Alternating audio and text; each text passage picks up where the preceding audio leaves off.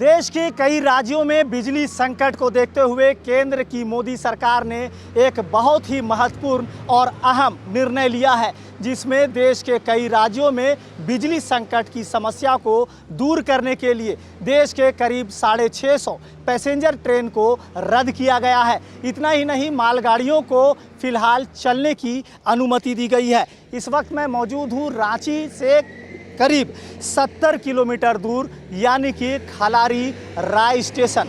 इन तस्वीरों के माध्यम से आप देखकर अंदाज़ा लगा सकते हैं कि रांची का खलारी राय स्टेशन ये वो स्टेशन है जो देश का सबसे बड़ा या देश को सबसे बड़े रेवेन्यू देने वाला स्टेशन कहा जा सकता है। ऐसे में देश भर में करीब 657 ट्रेनों को रद्द किया गया है ताकि कोयले की आपूर्ति देश के विभिन्न राज्यों में समय पर की जा सके।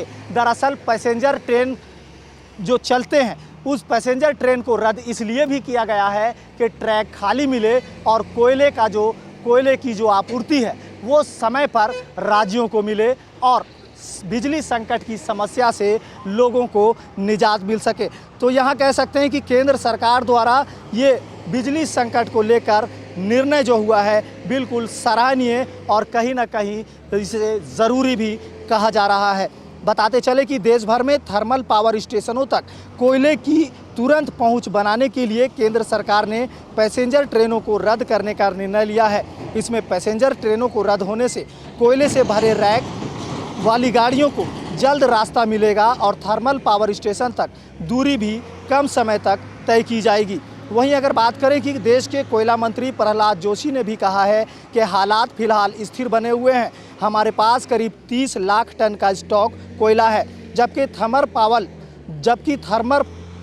थर्मल पावर प्लांट के पास 21 मिलियन टन कोयला भंडार में है। उन्होंने ये भी कहा है कि उन्होंने ये भी बताया है कि यूक्रेन युद्ध के कारण गैस की आपूर्ति ठप हो चुकी है।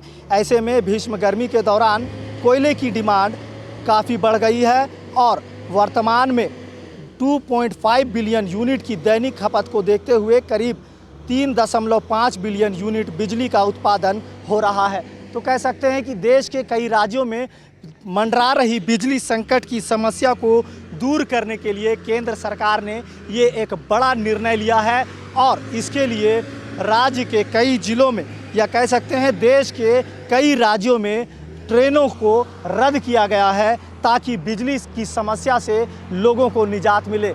ऐसे में देखना दिलचस्प होगा कि बिजली की समस्या से लोगों को कितना निजात मिलता है और पैसेंजर ट्रेन के रुक जाने से आम यात्रियों को क्या कुछ समस्याएं होती है और कोयले के समय पर राज्यों को मिल जाने से क्या कुछ समस्याओं का निदान होता है, ये आने वाला समय बताएगा। अपने सहयोगी राजेश के साथ मोइजुद्दीन, समाचार प्लस, खलारी।